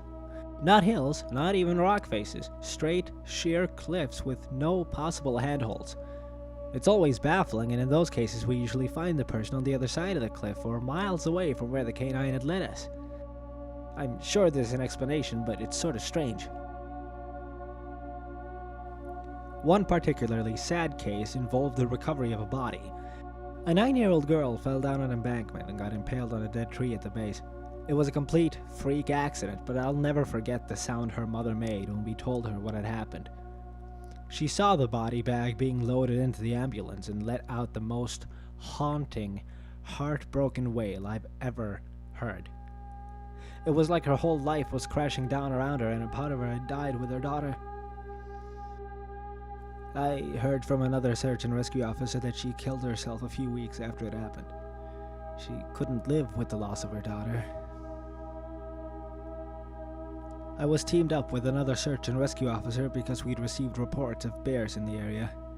We were looking for a guy who hadn't come home from a climbing trip when he was supposed to, and we ended up having to do some serious climbing to get where we figured he'd be. We found him trapped in a small crevice with a broken leg. It wasn't pleasant. He'd been there for almost 2 days and his leg was very obviously infected. We were able to get him to a chopper, and I heard from one of the EMTs that the guy was absolutely inconsolable. He kept talking about how he'd been doing fine, and when he got to the top, a man had been there. He said the guy had no climbing equipment and that he was wearing a parka and ski pants. He walked up to the guy, and when the guy turned around, he said he had no face. It was just blank. He freaked out and ended up trying to get off the mountain too fast, which is why he'd fallen. He said you could hear the guy all night, climbing down the mountain and letting out these horrible muffled screams. That story bothered the hell out of me. I'm glad I wasn't there to hear it. One of the scariest things I've ever had to happen to me involved a search for a young woman who'd gotten separated from her hiking group. We were out until late at night because the dogs had picked up her scent. When we found her, she was curled up under a large rotted log. She was missing her shoes and pack, and she was clearly in shock. She didn't have any injuries, and we were able to get her to walk back with us to the base ops. Along the way, she kept looking behind us and asking us why that big man with black eyes was following us. We couldn't see anyone, so we just wrote it off as some weird symptom of shock, but the closer we got to the base, the more agitated this woman got. She kept asking me to tell him to stop making faces at her. At one point she stopped and turned around and started yelling into the forest, saying that she wanted him to leave her alone. She wasn't going to go with him, she said, and she wouldn't give us to him. We finally got her to keep moving, but we started hearing these weird noises coming from all around us. It was almost like coughing, but more rhythmic and deeper. It was almost insect-like. I don't really know how else to describe it. When we were within sight of base ops, the woman turns to me, and her eyes are about as wide as I can imagine a human could open them. She touches my shoulder and says, "He says to tell you to speed up. He doesn't like looking at the scar on your neck." I have a very small scar on the back of my neck, but it's mostly hidden under my collar, and I have no idea how this woman saw it. Right after she says it, I hear that weird coughing right in my ear, and I just about jumped out of my skin. I hustled her to ops, trying not to show how freaked out I was, but I have to say I was really happy when we left the area that night. This is the last one I'll tell, and it's probably the weirdest story I have. Now, I don't know if this is true in every search and rescue unit, but in mine, it's sort of an unspoken regular thing we run into. You can try asking about it with other search and rescue officers, but even if they know what you're talking about, they probably won't say anything about it. We've been told not to talk about it by our superiors, and at this point we've all gotten so used to it that it doesn't even seem weird anymore. On just about every case where we're really far into the wilderness, I'm talking 30 or 40 miles, at some point we'll find a staircase in the middle of the woods. It's almost like if you took the stairs in your house, cut them out, and put them in the forest. I asked about it the first time I saw some, and the other officer just told me not to worry about it, that it was normal. Everyone I asked said the same thing. I just wanted to go check them out, but I was told very emphatically that I should never go near any of them. I just sort of ignore them now when I run into them because it happens so frequently. I have a lot more stories, and I suppose if anyone's interested, I'll tell some of them tomorrow. If anyone has theories about the stairs, or if you've seen them too, let me know.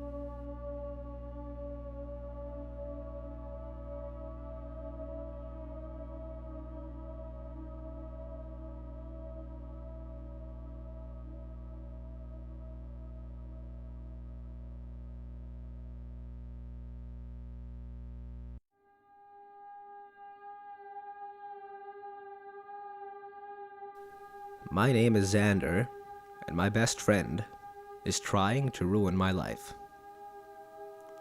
It started out very small, but has quickly grown out of control. I'm currently sitting inside a church, using their Wi-Fi to post this story, and taking advantage of their air conditioning. I'm posting this story in case he finds me and kills me soon. It's only a matter of time now, and I want someone to know what happened before I die. 2 years ago, my friend David and I were sitting on the couch at my house, thoroughly bored. It wasn't a temporary boredom either. It was a resounding boredom with life. We both worked full-time at the local movie theater, making minimum wage and cleaning up after idiots who couldn't keep the popcorn and soda in their mouths. We'd graduated high school 2 years prior and had no plans to attend college. Life looked bleak for us. College didn't sound appealing, work was annoying, and the little free time we had was blown on video games and YouTube. We both still lived with our parents too, which made dating somewhat embarrassing. Looking back, I'm sure we were suffering from mild depression on top of everything else. These life circumstances blended together to create the perfect storm for what I now have to call my reality. As we sat on the couch at my parents' house, channel surfing the TV, David asked me if I was bored with life. I responded in the positive and he sighed. High school was so easy because we knew our purpose and our goals were set for us. Outline the English essay, finish the math homework, get decent grades, pass the driving exam, be home by curfew, find a girlfriend. And now that we're out of high school, there's no structure. Our lives have become meaningless and we're just floating through space with no aim or purpose. Would you go back to high school then? I asked. He shook his head. In the moment, high school was annoying. It's only after looking back that I see how much better it was than I realized. What's the solution then? I asked. Either go somewhere that has structure and can deliver what high school gave us, or create our own structure. David replied. Well, I don't want to go to college or the military, I said, and I can't think of anywhere else that provides the same structure. I guess I have to make my own, but I have no idea where to start. The thing about high school was that it required a minimum effort, and if you didn't give that minimum effort, you would face the consequences. The consequences were bad enough that you and I would put effort into school. When high school ended, that minimum effort level decreased. Now, our minimum effort is not enough to improve ourselves. Whatever structure we build has to have those consequences built in, and a minimum effort that forces us to improve constantly. David was and is a very intellectual person. He thinks about everything, if you can't already tell. I was pretty dumb compared to him, but I stuck around because he always had interesting things to say. This conversation definitely counted as interesting. I won't bore you with the entire conversation that we had, but it lasted an hour where we discussed how to build structure into our lives. I want to emphasize here that boredom is dangerous. Well, it's not dangerous by itself, but it can quickly lead to dangerous things. Boredom can lead to pain, accidental children, technology that disrupts a monopoly, and even death. Our boredom led to a dare. I dare you to try and ruin my life, David said. What does that mean? I asked. It's a way to build structure into my life. If I know that you're always trying to ruin my life and actively trying to make me fail, then I'm driven to fight back and act on initiative. But how could I ruin your life? I asked. You could ruin anyone's life if you gave it enough thought, planning, and action, David said with a smirk. I'm not going to give you any ideas. I just want you to try and ruin my life. I remember sitting back and thinking about what he meant. The first thoughts that came to mind were about tripping him occasionally or hiding his toothbrush every time I went to his house. My young mind didn't fully understand how serious David was being. His mind was running 3 tracks above mine, so I didn't know what I was getting into when I said, "Okay, I'll try to ruin your life. But I dare you to try and ruin mine as well." He smiled with a newfound enthusiasm, and I smiled back. I had hoped that it would be a great way to relieve my boredom with life. David stood up and punched me in the leg as hard as he could. I shouted at him, mostly out of surprise. He just laughed. "The dare starts now," he said, grabbing his shoes. "We are no longer friends. We are nemesis." He opened my front door and looked over his shoulder. "Good luck," he said. "I hope you'll work half as hard as I will." Once he left, I just sat there, rubbing my sore thigh. Okay, I thought. If he wants a war, he'll get a war. That night, I'd laid awake, trying to think of ways to make his life harder for him. My ideas were all so childish and useless compared to what he would later throw at me. I'm too embarrassed to list my ideas from back then. I wish I could say I remembered the day that David turned against me for real, but it was so subtle that I didn't notice right away. To my face, David acted completely normal. While we were at work, I would sprinkle popcorn over a section he had just cleaned and point it out to him. He would just laugh and say, "Is that supposed to ruin my life?" And then he would clean it up. I expected him to do the same to me, but he didn't. His lack of visible retaliation made me bored, so I stopped. Looking back, I suspect that behind my back he was sabotaging my image with our other coworkers and our boss. Out of the blue, my boss called me into his office and told me that I was fired because I wasn't doing a good enough job. David acted sorry I was leaving, and we promised to hang out again soon. I left, thinking I could make this something good and get a real job. That dream died, and I ended up working at McDonald's instead. After I'd been at McDonald's for a month or so, my parents confronted me. They asked me if I'd been stealing cash from their wallets. I'd never stolen a cent from them, and told them so. They backed off, but only for a week, until my mom's debit card went missing.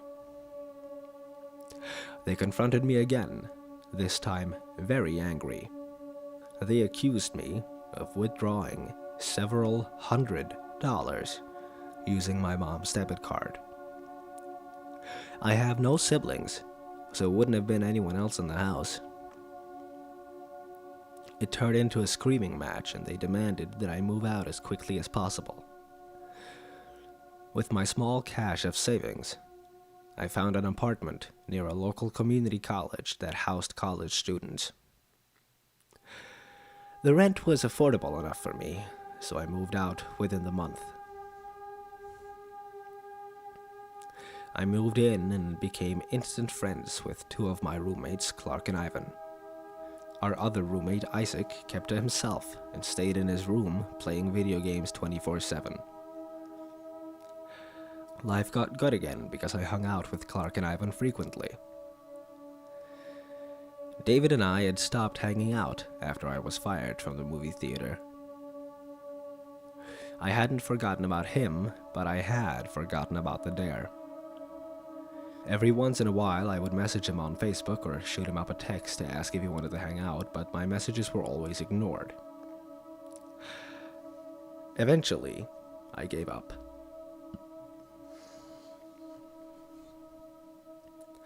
Within 6 months, I had a great life going. I was dating a girl named Katie. I'd been promoted to crew trainer at McDonald's, which paid better, and my bank account was slowly growing. I only recognized this as David's doing when I look back, but an obscene amount of junk mail showed up with my name on it every single day. Magazines, credit card offers, vacation ads, and even physical letters from real people who claimed to be excited to be my new pen pal. I sorted through them every day, trying to find some pattern. Clark and Ivan thought it was hilarious. When I came home late from work, they would sometimes toss the junk mail in the air like confetti as I walked through the door, cheering that the mail king was home. One day, I remember feeling sick of getting all this junk mail and deciding to sit down, call every subscription to cancel. I recruited Clark and Ivan to help me, and we sat down with snacks one afternoon and started to crank through phone calls. In a few days, the tide of junk mail subsided, and we celebrated our efforts. That only lasted a week. The next week, it started coming back in full force. There was twice as much as before, and even some pornographic magazines in the mix.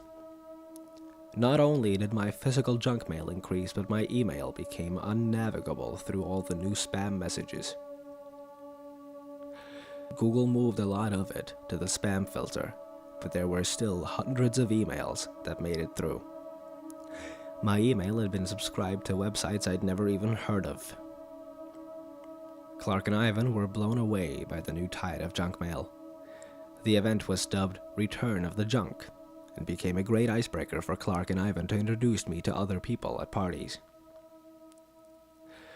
One day I was browsing Facebook's People You May Know section when I came across someone's profile that had my picture, but a different name. The account was open for anyone to view and had a lot of porn posts, status updates full of swearing and praises to Hitler. I frowned when I clicked on their pictures. Most of the pictures were the same ones from my Facebook account, but there were some pictures of me that weren't even on my account or anywhere else online. Keep in mind, I didn't remember my Dare to David, so I was pretty creeped out. I hit the report button and let Facebook know that the account was a fake and went on my way. I think 3 months or so later is when more stuff started to happen. Katie and I are getting very serious and discussing moving in together. The junk mail still rolls in and I've started to just throw it away. Ivan has moved out to go to an actual university, so a new roommate, Jackson, has moved in. Clark and I attempted to befriend Jackson, but he's similar to Isaac and locked himself in his room most of the time. A new game became available for pre-order, so I submitted my email to reserve a copy. When I tried to log into my email to make sure the reserve code was there, I couldn't log in. I hit forgot password, and it asked if I wanted to use my phone number to reset the password. I pressed yes and waited for my phone to light up. It never did. I pressed the button 3 more times, but no text ever came. I tried old passwords I used to use, but none of them worked. I frowned, but eventually just walked away from my computer. I'd try again a different day. I sat down on the couch and pulled up Facebook on my phone. A pop-up appeared. "You've been signed out," it said. Then it jumped to the login screen. I thought I'd hit the log out button on accident, so I just typed in my email and password. It didn't work. I tried again, but it still told me the password was incorrect. My phone buzzed in my hand. Katie was calling me. I answered it and immediately became concerned. She was sobbing. "Katie?" I said. "You coward," she spat. "You don't get to just Facebook me that shit. No, you have to talk to me and tell me with your voice." "Katie, what are you talking about?" I asked. "Don't play stupid, asshole. Say it." "Say what?" "You Facebook me and say we're through, but when I call, you deny everything? What the hell are you trying to pull, Xander?" Katie hissed. "Katie, my Facebook got hacked. I was literally just trying to log in when you called. Are you at home? I'm coming over. We are not done. We are far from done, sweetheart." It took me some time to convince Katie that it hadn't been me, but she relented when I showed her that I couldn't log in. I googled how to get my Facebook account back and contacted their help center. Thankfully, they were able to get me back into my account. Lots of links to porn sites had been posted all over my page by whoever jacked my account, so I spent time deleting all of those. I also spent time answering family members who asked about the strange content I had been posting. Awkward. Katie also found out through her feeds that my Twitter and Instagram had been hacked. The accounts were posting hundreds of crude messages and pictures. Those 2 sites took a little more effort, but I eventually regained control over those 2. Fixing my email took a couple of days, but I got access again. Not wanting to repeat the experience, I made my passwords into really long strings of numbers, letters, and symbols. Each account had a different password. For anyone who has done this, you know how impossible it would be to memorize your passwords. I wrote them down on a sheet of paper and put it in my dresser drawer. I didn't intend to get hacked again. I'm telling you where I put the paper, so you'll know how freaked out I was when Facebook signed me out again the next week. I checked my other account. Locked out again. I shot Katie a text to warn her, and then called the Facebook help center again. They gave me access to Facebook and gave me the same warning about making a long password. When I told them the type of precautions I'd taken last time, they suggested checking my computer for viruses in case there was a keylogger collecting all the information I typed. I called the computer repair center and asked what I needed to get my computer scanned. They asked me to bring it down, and they'd check it out. I had a desktop, so bringing it down required a lot of unplugging. When I got down behind the computer to unplug everything, I found a tiny USB stick that I'd never seen before. I frowned and tried to locate its contents on the computer. The computer said no USB was attached. The computer repair guy confirmed that the USB drive was a keylogger. He asked me if my computer had ever been anywhere that anyone could walk up and use it. I told him no, and he said he had no idea how it could have gotten there. He didn't charge anything, just warned me to keep an eye on my computer. I changed all my passwords again, going through the motions to get my account back. A few days later, I received three credit card bills in the mail. I still had the habit of skimming through the junk mail just in case there ever was anything super important. I'm glad I did, because I might never have found out about the credit cards that were registered in my name. I called the credit card companies to inform them that they were mistaken. I had never signed up for a credit card. My parents had warned me about them so often that I'd been deterred from ever getting one.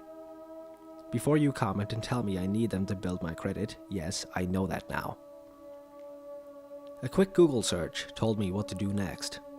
I called Equifax, which is a company that calculates your credit score and tells creditors that it's okay for you to open a credit account. I placed a 90-day fraud alert on my credit. They said they would call me if anyone tried to open a credit account in my name.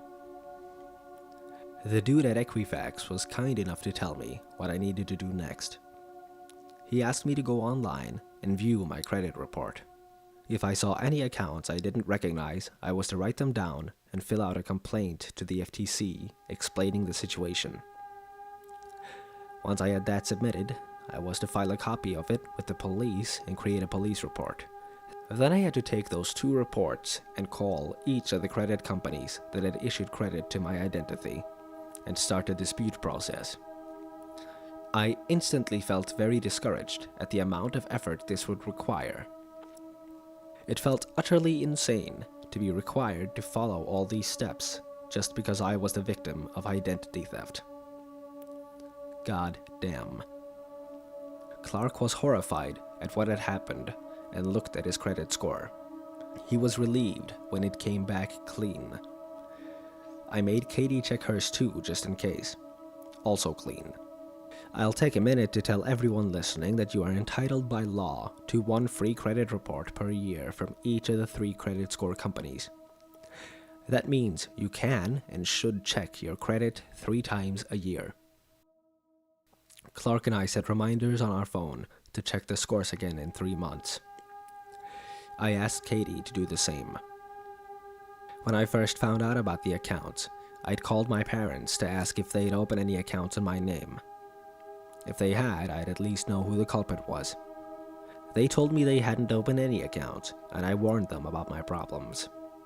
They promised to check their credit score. 2 weeks after I'd called them, my dad called. They found 15 fraudulent accounts between the 2 of them. What the hell? I told him the steps he needed to take, and he was grateful for my help and warning. I know this is boring to listen to, but I want you to realize how insanely painful it was to fix all this shit. Seriously, watch your credit reports and nip identity theft in the bud before it happens to you. I'd requested detailed bills from the credit card companies that had issued the fraudulent accounts, and they mailed them to me.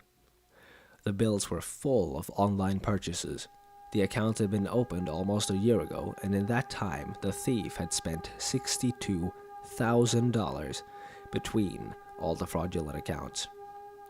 I was pretty upset that in a full year, I'd only just found any credit card bills in the mail. I must have been tossing them out with mountains of junk mail. Now I know that the masses of junk mail were deliberate and calculated so the bills would blend in and hopefully get thrown away. The first few transactions were from stores like Target, Walmart, etc., but the further down I went, the less I recognized. One word stuck out to me: Bitcoin. I had learned a little about it from my Facebook feed, as I had some friends from high school who touted it as the next real currency.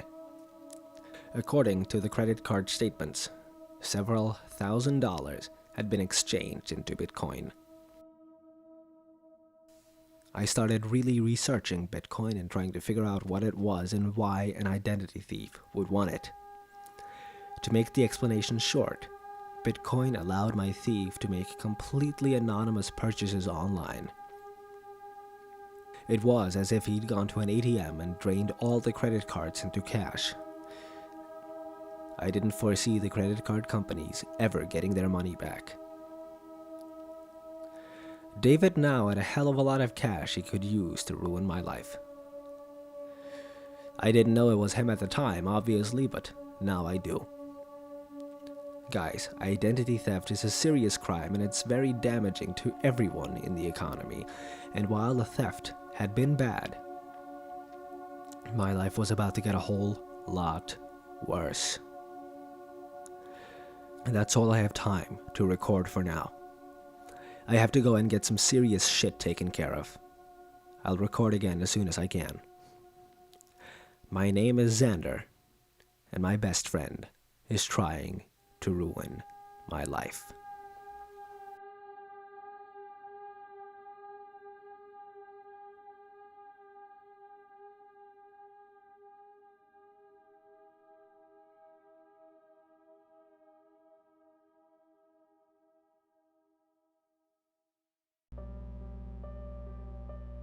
Alex sat in the cold blue glow of the steel chamber, monitors projecting their indecision between camera views outside the small compound, each switch depicting the bright white of the lunar sands under floodlight and the unrelenting black of the empty space above.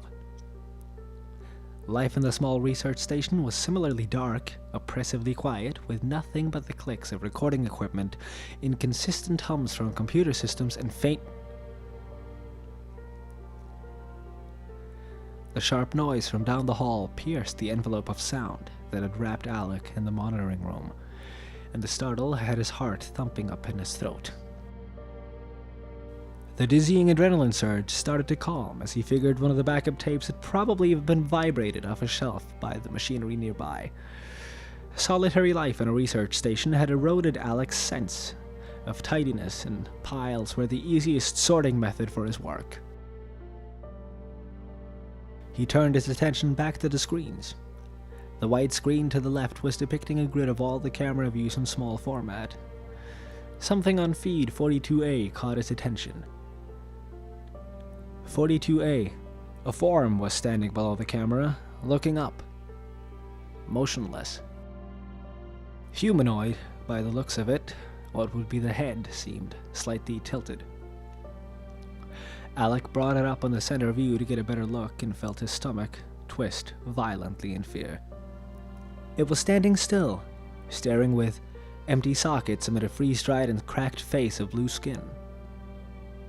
It was morbidly recognizable, just enough facial features of his late assistant to make him remember the accident, the airlock seal, and the guilt, the attempt to bury the evidence in the endless solitude that had resulted. The tilt, obscenely fatal in its arrangement, was due to a neck fracture that had been sustained when the compartment was depressurized. The eyes had burst or shriveled with the change. Alec was never sure. He didn't want to think about it when he'd put on his suit and driven the corpse out into the dunes, the direction faced by camera 42A.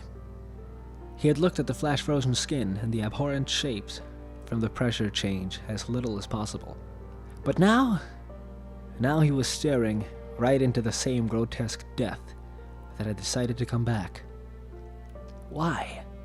And why was the body just standing there, staring, so motionless, so frozen? Frozen? Frozen! It wasn't standing still, the feed was frozen. The timestamp on the video wasn't moving, it was stuck at 1625. Alex's fears and mind raised as he looked to the right to check the current clock. 1640. The noise, the time, the rest of the feeds, those that were live, hadn't shown anything. Alec began to panic. There was an airlock near 42A, one of a pair. The sister airlock that had been his assistant's coffin. He brought up the access logs, noting with dread that all access keypads had been left active, as there had never been anything to keep out. No one knew the codes but the two researchers. 1628. Access granted. Login S. Richards. Inside, it had gained entry 12 minutes ago. No, wait, not inside, breathed Alec with limited relief. There was no subsequent entry for the inner door. It was still in the airlock. The noise must be it, beaten on the door. He knew he had to engage the manual lock, keep it out, maybe he would leave. Summoning up any shred of courage he could manage, Alec stepped out of the monitoring room and turned to face down the sterile metal hallway that ended at the twin airlocks. The black sheen of the thick internal security barrier covered the left entry, while the functional right door sat uncovered, naked, and foreboding. The frosted, thick plexiglass porthole was empty. No hollow eyes, no broken neck, or blue flaky skin staring back at him like with the camera, just silence and solitude. The silence, the staccato death knell, had stopped. Unsure of what this meant, Alec walked towards the door, an undecided pace between hurriedly reaching the lock mechanism and freezing in place with fear. Every step expecting the face, that horrid, cold, unliving face bent at the wrong angle, to reappear in the dark, transparent circle of the door. He finally reached the door panel, and with unsteady hands engaged the manual lock. He even dared to peek out of the porthole to confirm that it had left. Nothing to see, just the empty airlock and open expanse of sterile, lit moonscape outside the external hatch, which sat halfway ajar. A light breeze crept down the hall and stirred Alec's unkempt hair ever so slightly against the back of his neck as he continued to stare out in fear and disbelief. It dawned on him as he heard the approaching shuffle of ragged boots on the metal planking back down the hall. The only breezes in the pressurized facility came from airlock use. Rooted in fear, catching hints of ragged research uniform and broken skin behind his own reflection in the porthole, he began to reach again for the airlock door panel.